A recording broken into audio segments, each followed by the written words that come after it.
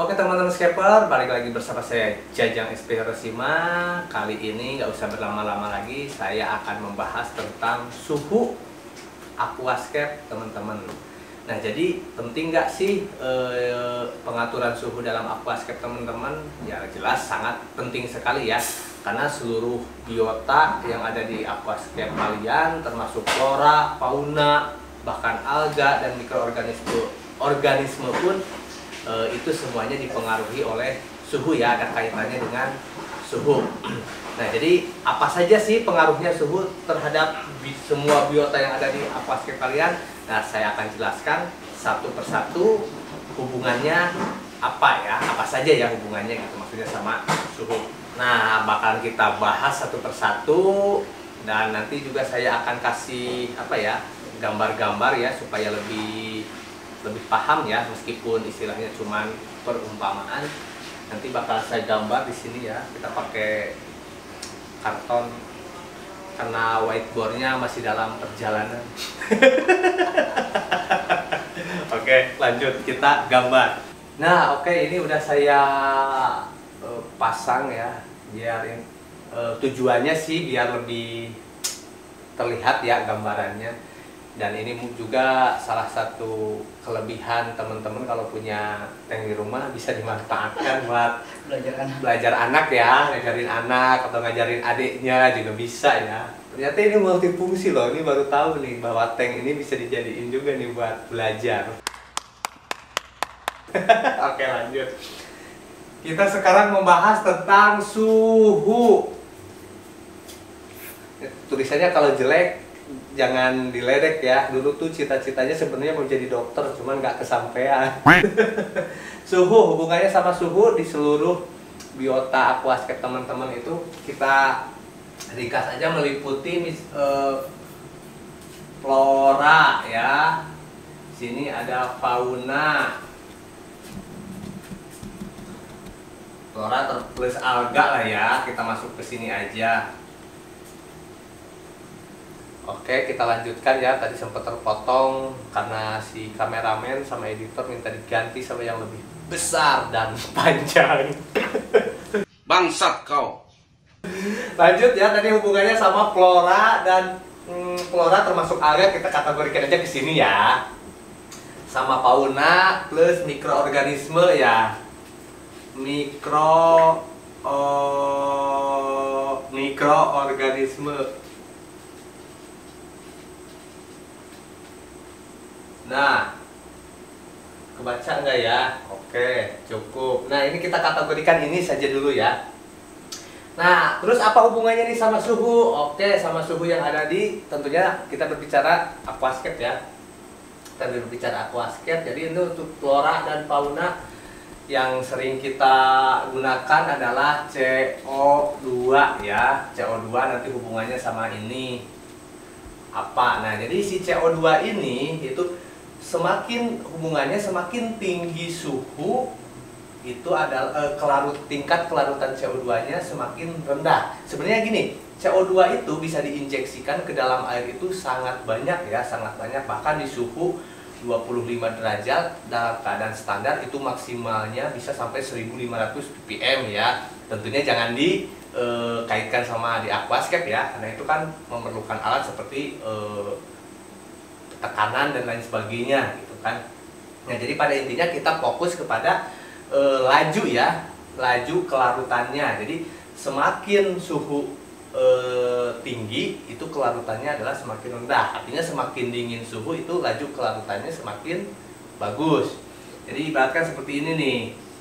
Kalau ini kurva ya, anggaplah ini suhu ya.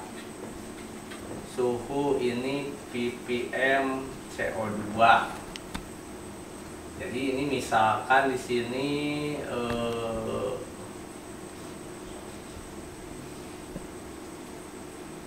ini semakin tinggi ya. Nah ibaratnya kalau dikurvain seperti ini ya. Jadi suhu semakin tinggi itu CO2-nya semakin rendah. Begitupun kelarutannya, laju kelarutannya ya. laju kelarutannya. Jadi kalau diibaratkan kurva ada seperti ini. Misal ini kalau misalkan di sini suhunya 25, di sini misalkan maksimalnya itu bisa sampai 1400 ppm ya. Nggak jelas, misalkan itu kan seperti itu. Ini maksimalnya, meskipun sebenarnya si tanaman itu hanya membutuhkan kurang lebih 30 ppm saja ya. Dan misalkan ini suhunya adalah di 5 derajat, itu otomatis akan lebih tinggi ya di sini ya. Bisa lebih tinggi. Jadi intinya semakin dingin itu kelarutan CO2 sama laju kelarutan si CO2-nya semakin bagus. Contoh kita di kehidupan sehari-hari ya yang lebih mudah. Misalkan teman-teman beli minuman berkarbonasi, yaitu kan CO2 ya. Misalkan seperti Coca-Cola, Sprite, Fanta, dan lain sebagainya, iklan ya dikit ya. Coba teman-teman bandingkan. Satu, teman-teman beli, misalkan kita beli Coca-Cola deh ya, Coca-Cola yang dingin ya, dingin dari kulkas ya sekitar 6 derajat lah, 6 derajat. Yang satunya kita beli dengan suhu normal ya, artinya tidak dari kulkas ya, tidak dari kulkas. Teman-teman tuangkan ke dalam gelas. Itu antara si Coca-Cola yang dingin sama si Coca-Cola yang tidak dingin lah ya, suhu ruangan, itu ketika dikucurkan ya, kucurkan ke dalam gelas, itu buihnya akan lebih banyak yang suhu ruang ya. Beda sama yang dari kulkas, itu buihnya akan sedikit. Itu karena laju si pelepasan si CO2-nya juga untuk yang suhunya lebih dingin itu akan lebih stabil ya, lebih stabil, artinya tidak mudah terlepas lah, intinya seperti itu. Jadi kalau kita kaitkan sama aquascape, ketika suhu aquascape kalian lebih dingin, itu otomatis kita tidak perlu menginjekkan CO2 lebih banyak dan tidak perlu khawatir CO2-nya mubazir lah, atau misalkan terbang begitu saja ya, terbang begitu saja atau hilang begitu saja. Karena CO2 ya, CO2 kalau kita itu kan CO2 plus H2O, nah kan begini ya, menghasilkan HCO3 atau asam karbonat ya, asam karbonat. Tulisan dokter ya. Nah, ini si CO2 ini mudah sekali diinjekkan ya, apalagi dengan suhunya sesuai. Nah, tapi karena si asam karbonat ini sifatnya senyawanya tidak stabil ya, atau reversible ya, reversible. Jadi ini mudah sekali berubah bentuk kembali menjadi ini ya sebenarnya. Itu makanya si CO2 itu gampang hilang ya, mudah masuk tapi gampang hilang. Nah, hubungannya sama suhu seperti yang tadi saya jelaskan. Jadi apalagi kalau teman-teman aquascape-nya di suhunya yang panas ya, panas dalam artian misalkan 28 sampai 30 ke atas, maka otomatis teman-teman membutuhkan CO2 lebih besar dan waktu yang lebih lama ya. Jadi disarankan teman-teman untuk injeksi CO2-nya ya lebih baik 24 jam lah ya, seperti itu. Nah, ini untuk si flora ya. Flora itu tanaman, termasuk alga. Alga pun kan sama ya, sama seperti tanaman membutuhkan CO2 juga dan lain sebagainya. Nah, sekarang lanjut ke fauna ya. Fauna itu lebih kepada oksigen ya, lebih kepada oksigen. Nah, hubungannya sama suhu lagi. Nah, apa? Nah, untuk si oksigen juga sama ya. Cuman sebenarnya si oksigen itu lebih sedikit ya, lebih sedikit oksigen terlarut di dalam air, khususnya air tawar, apalagi air laut. Air laut lebih susah lagi ya karena pengaruh salinitas. Jadi ini juga sama, tapi jumlahnya sangat kecil ya. Ini oksigen terlarut ya, DO. Ini suhu ya, suhu. Jadi kurvanya juga sama seperti ini, ya. Kurvanya seperti ini sama. Jadi semakin suhunya semakin tinggi, itu kadar kelarutan oksigennya semakin rendah. Suhunya semakin dingin, itu kelarutannya semakin tinggi ya. Misalkan ini di angka 14, ini 12, ini 8, ini 5 ya. Nah, jadi sama ya, misalkan teman-teman di suhu 25, kita kurang lebih misalkan di sini ya, ini kan cuma gambar ya, sebenarnya ada kurvanya yang lebih lebih akurat ya. Kita ibaratkan di sini ya di 25. Jadi di 25 derajat itu oksigen terlarutnya kurang lebih 8 ppm, atau misalkan di 12 ppm ini berarti 5 derajat ya. Suhu airnya 5 derajat, itu oksigen terlarutnya 12. Itu dalam kondisi standar ya, kondisi standar, karena yang mempengaruhi oksigen terlarut itu kan banyak ya, seperti arus, misalkan penggunaan aerasi, aerator dan lain sebagainya, dan tekanan juga ya. Ini kita berbicara suhu standar ya, dalam keadaan standar. Nah, jadi di suhu 25 itu kurang lebih di angka 8 ya, 8 ppm. Nah, untuk si fauna sendiri sebenarnya di angka 8 itu udah lebih dari cukup ya, 8 ppm itu kandungan oksigen terlarutnya. Bahkan di 5 lah ya, asal jangan di bawah 5. Kalau di bawah 5 itu kemungkinan mati ya. Dan untuk suhu juga kan ini kan nanti tujuannya kan untuk menentukan berapa sih suhu yang ideal buat aquascape teman-teman nanti, jadi ada di kesimpulan. Jadi untuk oksigen pun sama ya, kurang lebih semakin suhunya semakin dingin, maka oksigen terlarutnya semakin tinggi. Nah, begitupun si mikroorganisme ya, semakin banyak oksigennya ya, khususnya bakteri nitrifikasi, itu akan semakin bagus. Nah, ini tadi kan flora termasuk alga ya, fauna termasuk mikroorganisme. Nah, dari semua ini dan penjelasan yang tadi yang ini ya, semakin dingin semakin panas, semakin dingin semakin panas. Nah, itu ada hubungannya juga yang antara dua ini adalah ke yang namanya metabolisme.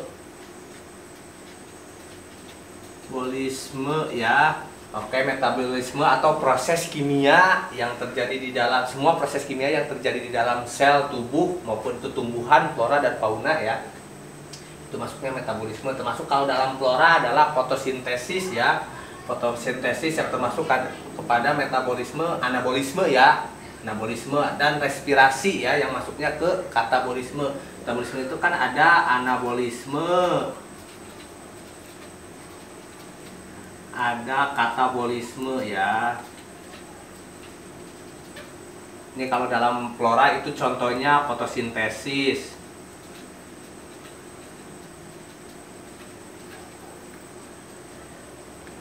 Ini respirasi.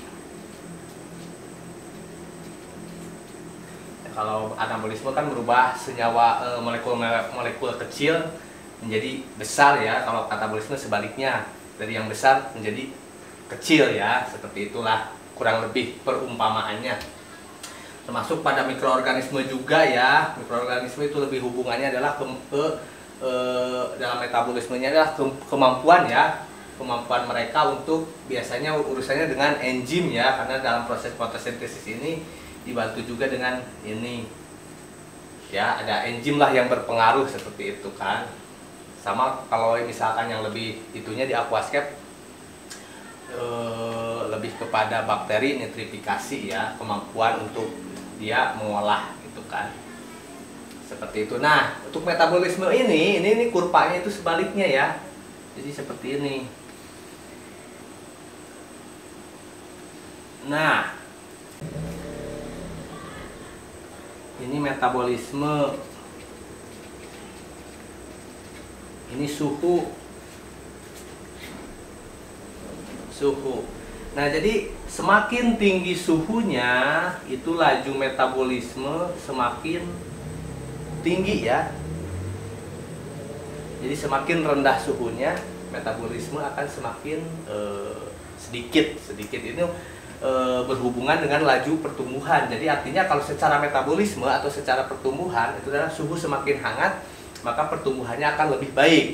Tapi diingat ya, maksudnya lebih baik itu adalah laju pertumbuhan itu tetap sebanding dengan, kalau misalkan si flora ya, itu sebanding dengan kandungan ini ya, si CO2. Sedangkan semakin hangat itu si CO2 itu adalah semakin susah ya, semakin susah terlarut, terus laju kelarutannya juga semakin susah. Jadi itu yang teman-teman harus perhitungkan, teman-teman harus bandingkan. Nah, jadi di suhu yang lebih hangat itu otomatis akan pertumbuhannya akan semakin bagus ya, karena metabolismenya tinggi. Seperti itu. Nah, jadi seperti yang saya bilang tadi, tetap ya kalau dalam aquascape itu dengan memperhitungkan dengan si CO2-nya juga. Jadi bukan hanya cepatnya, tapi bisa cepat itu kan karena ada karbon dioksida ya sebagai karbon utama, sumber karbon utama bagi si tanaman. Sedangkan kan si CO2 ini kan sifatnya itu kan tidak stabil ya di dalam air, apalagi berupa asam karbonat ya, HCO3 ini. Karena kan kalau misalkan kita lihat kan seperti ini ya. Jadi si CO2 itu seperti yang saya bilang mudah larutnya tapi gampang hilangnya karena sifatnya itu reversible ya. Reversible yang artinya seperti ini. Misalkan kan ini kan C ya. Kalau kita gambarkan kan seperti ini ya. Struktur kimianya ya. Satu atom C dan dua atom oksigen ya. Kalau kita misalkan lihat di tabel periodik, kalau C itu adalah golongan 4 ya. Jadi elektron valensinya itu adalah 4, sedangkan oksigen itu kalau kita sistem dilihat di tabel periodik adalah di golongan 6A ya. Jadi elektron valensinya adalah 6. Jadi kalau kita gambarkan itu kan seperti ini nih. Ini O, ini karbon, ini oksigen. Ini kan golongan 6A ya, elektron valensinya adalah 6. Kita umpamakan seperti ini.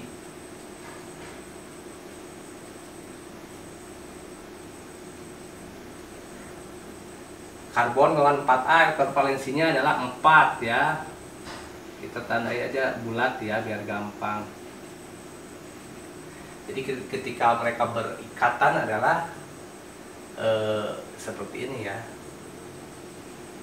Nah, kalau mereka berikatan ini seperti ini. Kan kalau untuk menyetabilkan kan seperti ini ya.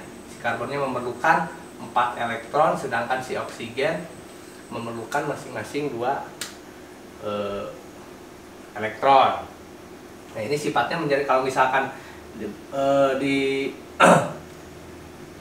ini sama H2O seperti saya bilang menjadi ini kan. Nah, ini sifatnya tidak stabil, apalagi ketika di suhu tinggi ini akan berubah kembali menjadi ini ya. Nah, akan sangat mudah sekali ya. Seperti saya tadi umpamakan juga ya, mudah terlepas ya kalau di suhu yang tinggi seperti itu. Nah, kita balik lagi ke bawah.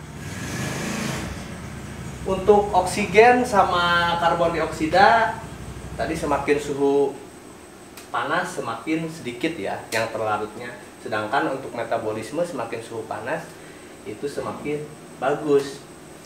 Termasuk si alga dan si mikroorganismenya. Jadi kesimpulannya, berapa sih suhu yang ideal yang bagus buat aquascape teman-teman? Yang pertama yang perlu diperhatikan itu adalah jenis flora dan fauna yang teman-teman rawat ya, seperti itu.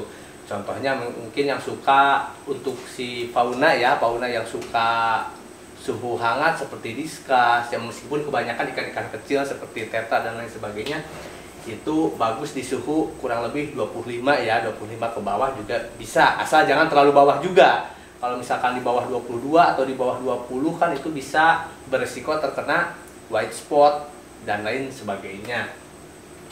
Nah, untuk si tanaman sendiri, tanaman itu kebanyakan memerlukan suhu yang dingin ya, apalagi jenis fern, misalkan terus anubias dan lain sebagainya. Meskipun secara laju pertumbuhan semakin hangat itu tetap semakin bagus, tapi perlu diingat ya, semakin hangat juga laju pertumbuhan si alga si alga ini juga akan semakin cepat ya. Makanya ketika suhu aquascape teman-teman itu panas, otomatis itu alganya juga membludak ya. Karena secara pertumbuhan itu alga itu lebih cepat ya, lebih cepat mereka tuh. Seperti itu.